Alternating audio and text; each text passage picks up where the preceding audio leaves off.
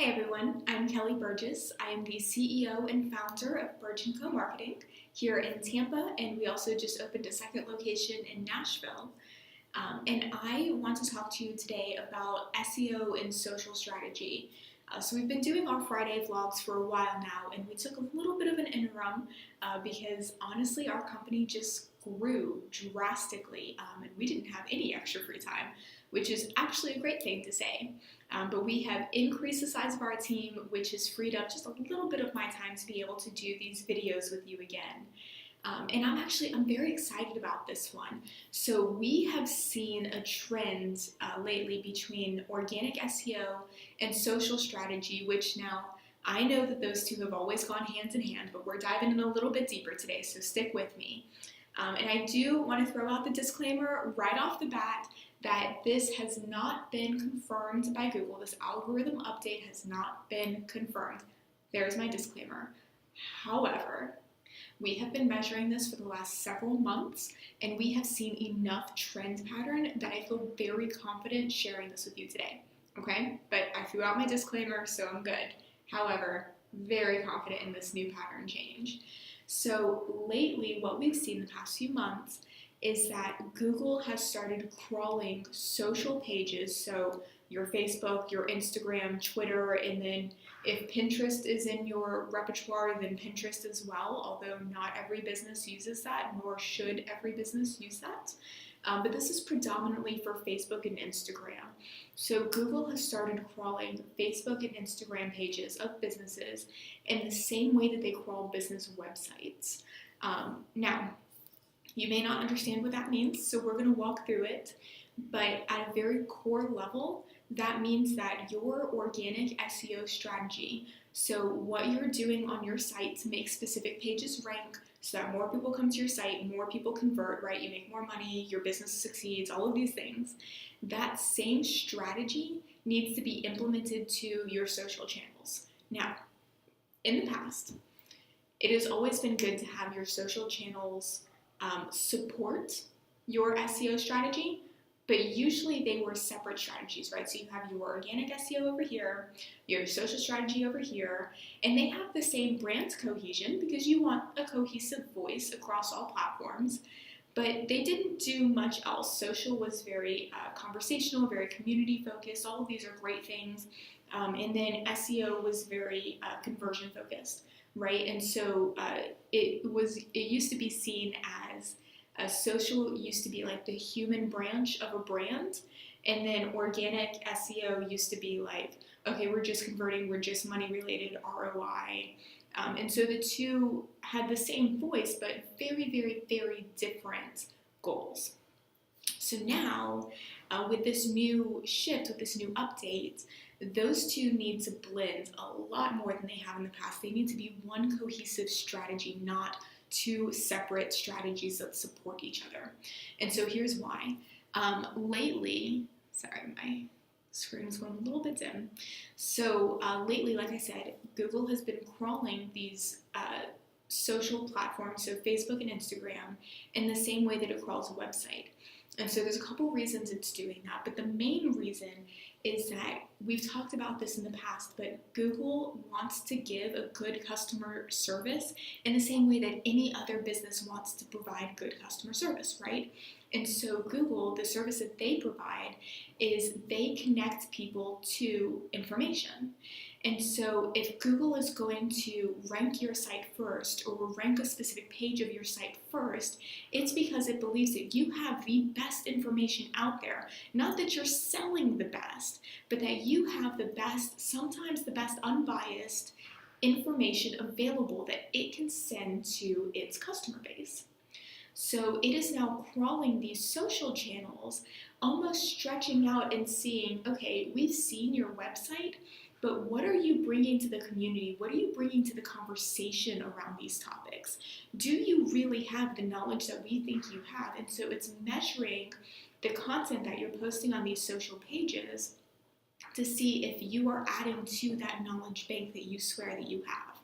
And if you're doing it the right way, Google's going to take that content that you're using on your social pages and it's going to use it to start ranking your site higher and ultimately serving you to more of their customers because they believe that you're doing it right. So this is a very big deal and it can affect where your site ranks on Google. And if you're not doing it right, it will negatively affect it, right? So if you're ranking high because you're doing all of the right organic SEO practices, but you have a bad social presence or a disengaged social presence or, God forbid, no social presence, you will start seeing your site come down in rankings. We've seen it in the past, and consequently, we've seen people who have a very small SEO strategy and a very large social strategy start increasing in SEO rank, even though that part hasn't changed, but they've just correlated their social strategy to connect to what small SEO strategy they are running. So there is a big shift that's happening. So a couple ways that you can make sure that your social strategy supports your SEO strategy. We're going to walk through this. There's 3 ways. Very, very, very simple. But before you can even get started, you have to make sure that your social strategy is targeting the same services, the same audience, and the same ultimate conversions that your SEO strategy is. Otherwise, this will never work. So once those 2 are on the same page, there's 3 ways that you can use your social strategy to help rank specific pages of your website organically. Okay, so we're going to walk through it. So the first way is by using hashtags, right? I'm just going to jot this up here. Okay, so you've got your hashtags. So hashtags, if I just put my head right in the middle of that. Hashtags. So for your hashtags, this is where you want to tell Google like specifically what is important in that site. So if you are a medical company, and I'm going to try to pick a medical company or medical industry that we don't market for. We have a lot of medical clients. Plastic surgery. We do not have any plastic surgery. Okay, we'll use that. That way it doesn't get murky here. So if you are a plastic surgery company and you are targeting liposuction because the holidays are coming up and everyone wants to look the best for their holidays, and so you're going to take that angle and say, okay, we want to convert more people for liposuction in the next couple months, then what you would want to do is, as you post this organically on social, you would want to hashtag liposuction. Because that's what you're telling Google, like, hey, here's the flag over here. This is what we want to rank for, liposuction. So you'd pop that hashtag in. And it's the same way as when you write organic content. I think we've talked about this in past videos. But when you write organic content for the purpose of supporting one of your core pages, then in that first piece of organic content, so the first or second paragraph, you're going to put a link to that page that you actually want to rank. So it's the same way in social, but abbreviated, of course, because you're not writing 500 words on social, I would hope. So it's in that same manner that at the beginning of your social post or in the first sentence or so, when that word, so, if we're sticking with the same analogy, so if the term liposuction comes in that first sentence, the first couple words, that's what you're hashtagging, because you're telling Google, like, hey, this is the most important piece. So you're going to hashtag it, you're going to notate it, and Google's going to say, okay, we're listening. This is about liposuction. So you want to use hashtags. Now, these hashtags do not replace the hashtags that you're currently using on social to drive more engagement, to reach more audience. Those are still good and you still need to use them. This is in conjunction with that, and honestly should occur in your post before the brand engagement hashtags, because from an SEO perspective, this is more important. Now, the other way to do this, sorry, I'm having weird things happening with my hair right now. The other thing to do to make sure that your social is helping your organic SEO is to organically mention it in your social posts, right? So I'm going to jot that up here for you as well. Oops. So organic mentions. So if you have things that, if you're posting, again, we'll talk about liposuction. I'll move to this side so you can see this. So if you're still talking about liposuction, and you've mentioned it in the first part of your post, you've hashtagged it so Google knows that this is what you're trying to rank for, and then it's naturally going to occur. Typically, it will naturally occur again in your post organically. So what I mean is, if you're taking the approach of, hey, holidays are coming up, you want to look your best, hashtag liposuction to feel your best this holiday season, blah, blah, blah, you do the rest of your post. And then there's usually like a little CTA. It's not as obvious on social, but it's still there. We know it's still there, right? So it's,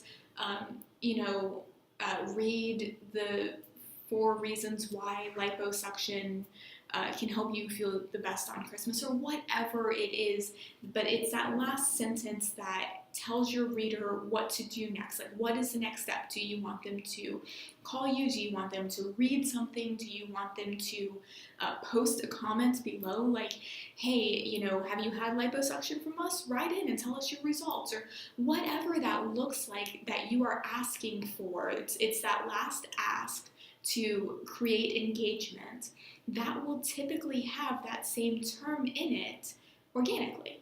And so when Google's reading it, it's the same way as it would read a supporting article on a website and say, okay, did they mention this term once, or is this term found organically throughout the page so we can be confident that they know what they're talking about? It's the same thing. So Google says, okay, they used it once in a hashtag, that's cool, they got our attention. Did they bring it up again? Is this what this post really is about? Or did they just mention liposuction randomly, but that's not what the post is really about? And so once you mention it again, naturally Google says, okay, we're adding this to the knowledge bank. This is clearly what this post is about, which leads into the third point, because once you have Google's attention and they say, okay, we know that you're posting consistently about liposuction, for example, on social media, then when you start using a link on those posts to specific pages on your website, so pages that are also structured to rank for liposuction, or supporting articles that push up your core page of liposuction, and you're linking it, then Google's saying, okay, they're really trying to generate a conversation here. This is not a one and done, quick sale kind of post. This is we're actually adding knowledge to our clients, we're providing benefit and value. We want to be of service to our people. We don't just want quick sales. We want to inform, to educate, and to empower our people with the right information. And Google loves that. Google honors it. And so when you do these 3 things in your social, you'll see a huge difference in your organic SEO naturally. There's no extra, things that you have to tell Google, like, hey, we're doing this over here. You don't have to add anything extra. It's just when you incorporate these into your social strategy, you will naturally see movement on your organic SEO side. So we just covered a lot, I know. I'm sure that you have a lot of questions. If you do have questions about organic SEO, social marketing, really any kind of digital marketing, that is what we specialize in. We love helping people. Our goal, we have a firm rising tide mentality here, right? So if we can help others understand what the right methods are for digital marketing, we believe that we all rise together, right? It's the rising tide. So if we can get the word out, if we can help you, then it makes all of us better. So if you have any questions, if you want to find out more, definitely visit our website. It's www.burgandco.com. You can also leave a comment below. And all of our contact information is on the site as well. So if you don't want to fill out a form, if you just want to give us a call, that's cool too. We're happy to talk. We will be actually diving into this a little bit more because there's some more strategy that I want to talk about next week. So definitely stay tuned for that. It'll be next Friday. We'll have a new video up. And in the meantime, I am Kelly Burgess, CEO of Burg & Co Marketing, and I'm going to see you next week.